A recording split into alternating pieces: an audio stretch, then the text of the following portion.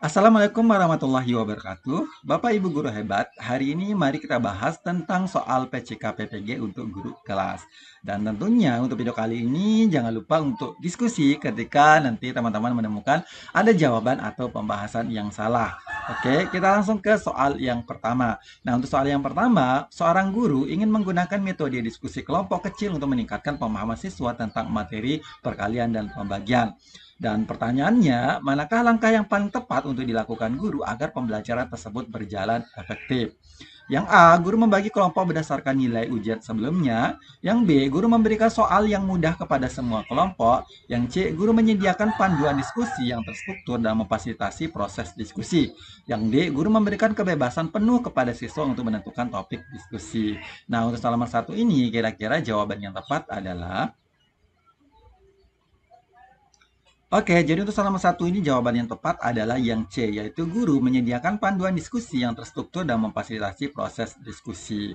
Nah, jadi seorang guru ini menggunakan metode diskusi kelompok kecil untuk meningkatkan pemahaman siswa. Nah, tapi di sini langkah apa yang harus dilakukan guru tersebut dalam menerapkan metode diskusi kelompok kecil. Nah, jadi yang tepat di sini C. Nah, mari sekarang kita lihat uraian singkatnya terkait dia dengan metode kelompok kecil. Nah, di sini metode diskusi kelompok kecil adalah teknik yang digunakan untuk memfasilitasi pembelajaran, pemecahan masalah, atau pengambilan keputusan dalam kelompok-kelompok kecil. Metode ini efektif dalam meningkatkan partisipasi individu, memperdalam pemahaman, dan menghasilkan ide-ide kreatif.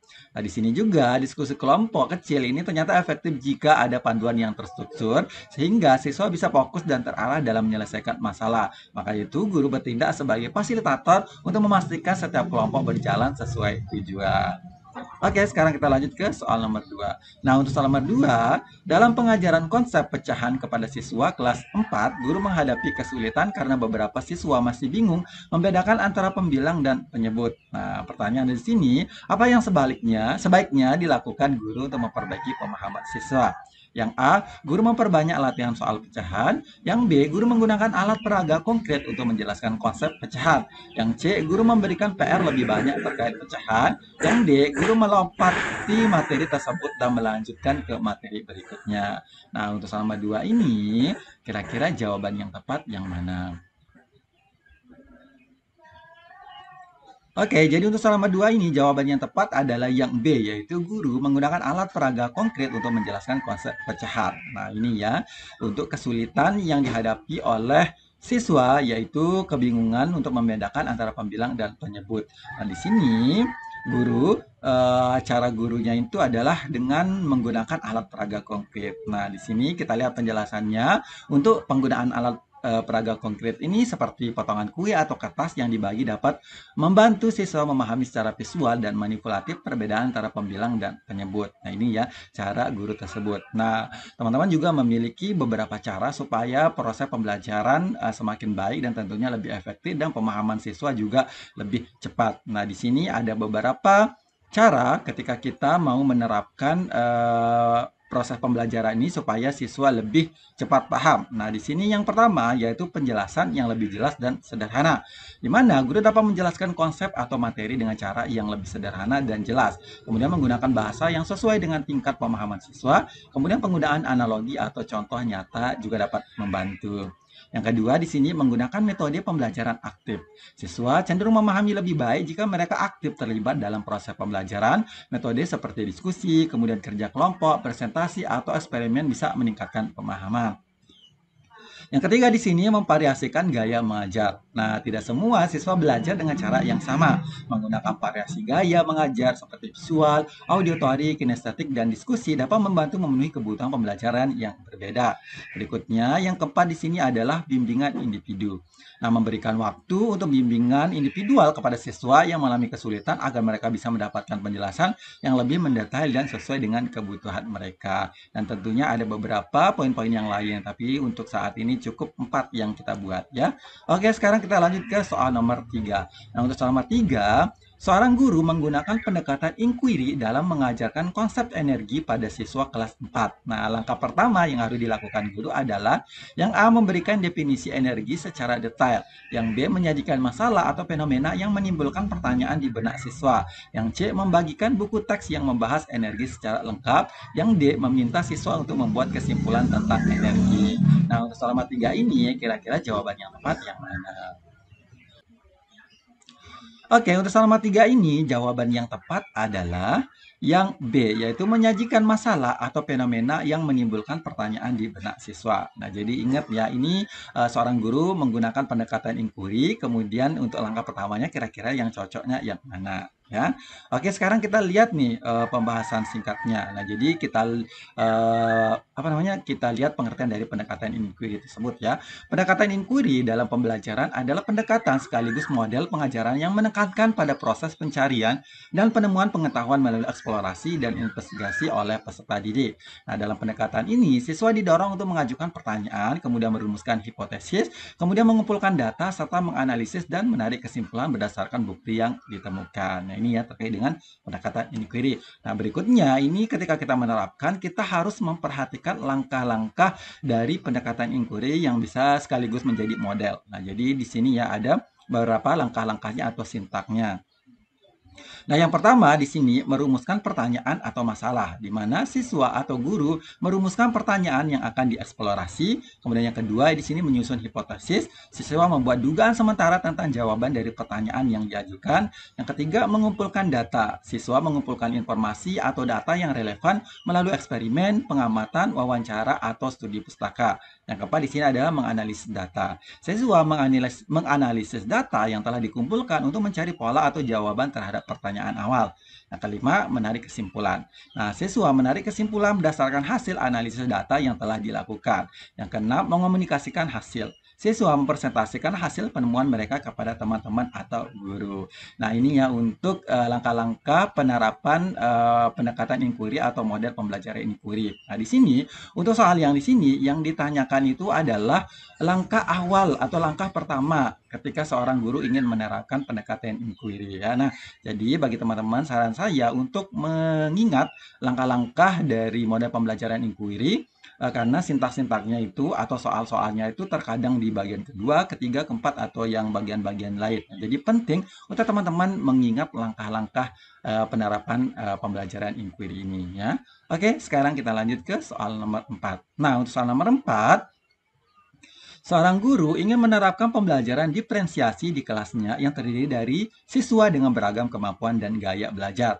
Nah, salah satu siswanya, Andi, menunjukkan preferensi untuk belajar dengan memecahkan masalah dan lebih tertarik pada materi yang menantang. Nah, sementara Budi lebih senang belajar melalui pembelajaran berbasis cerita dan visual. Nah, dalam menghadapi situasi ini, guru memutuskan untuk menyediakan dua tugas berbeda. Satu berupa proyek penelitian dan analisis data, dan satu lagi berupa pembuatan presentasi multimedia yang kreatif. Nah, di sini pertanyaannya berarti berdasarkan ilustrasi tersebut, langkah guru dalam menyediakan dua jenis tugas yang berbeda tersebut termasuk strategi pembelajaran diferensiasi dengan menyesuaikan yang A, konten, yang B, proses, yang C, produk, yang D adalah lingkungan. Nah, untuk soal nomor 4 ini kira-kira jawaban yang tepat yang mana?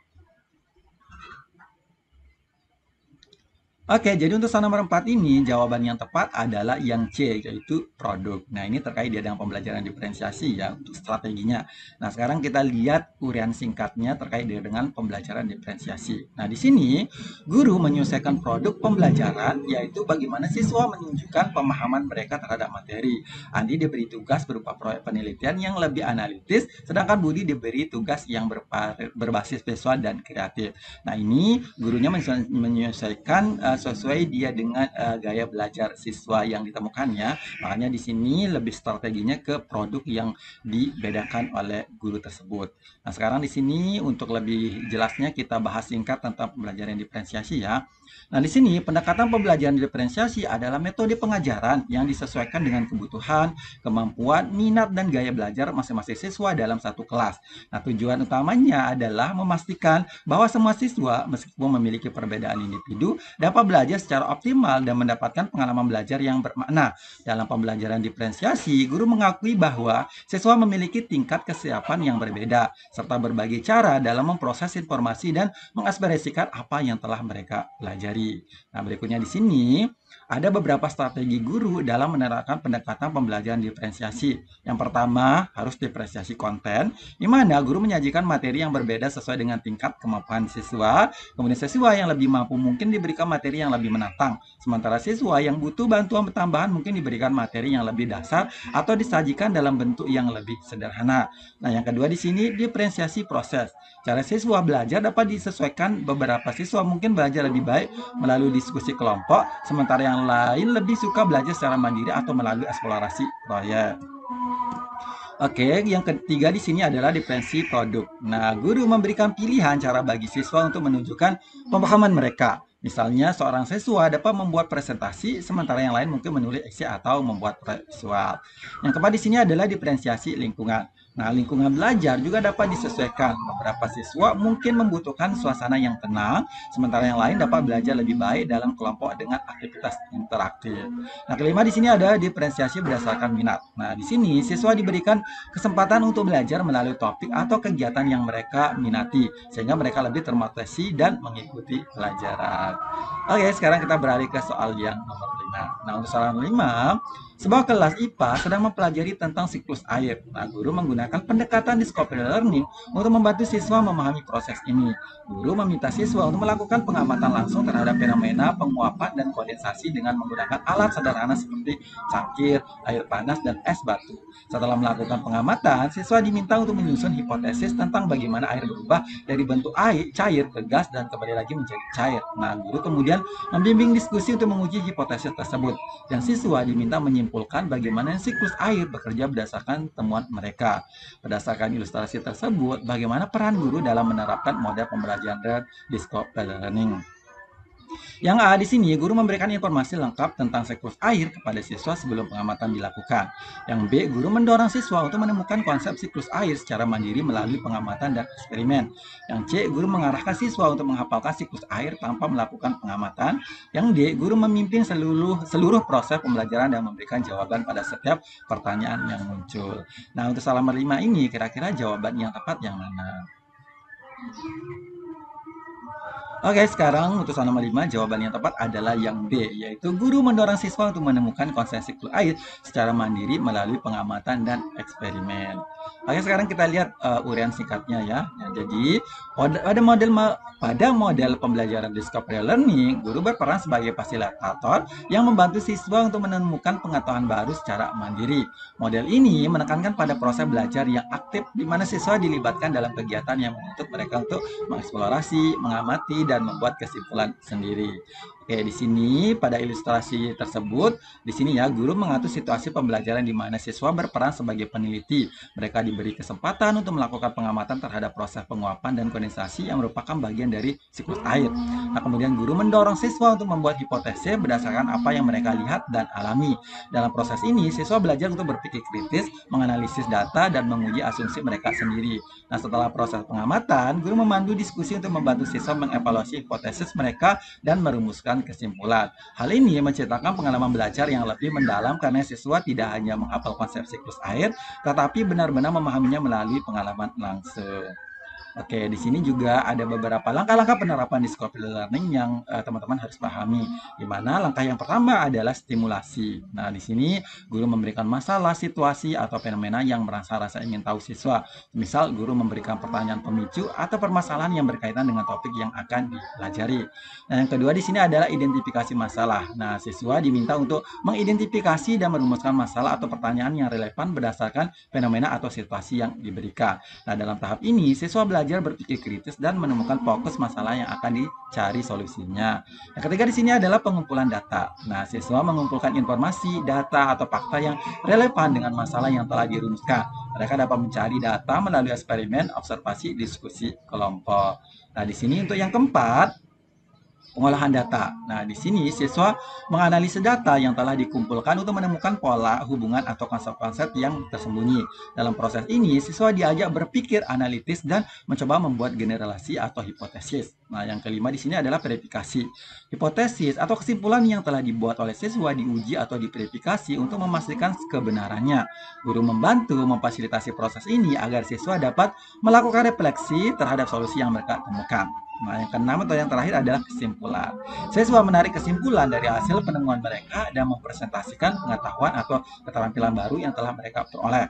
Pada tahap ini, siswa diharapkan dapat mengeneralisasi temuan mereka untuk diaplikasikan dalam konteks yang lebih luas atau masalah lain. Nah, jadi untuk Bapak Ibu guru ketika menerapkan discovery learning ini, terutama di bagian kegiatan inti pada modul ajar atau RPP guru, harus ada langkah-langkah yang harus disiapkan dari nomor 1 sampai dengan nomor 6 ini.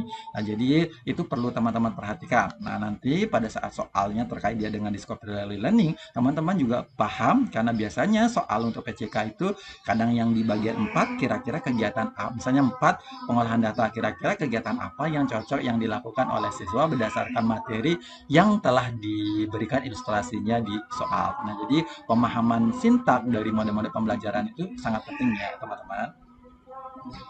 Oke, terima kasih teman-teman sudah melihat video ini. Next, kita akan bahas PJK yang lainnya di bagian-bagian berikutnya. Kurang lebihnya mohon dimaafkan. Wabillahi taufiq wal hidayah. Wassalamualaikum warahmatullahi wabarakatuh. Bye-bye.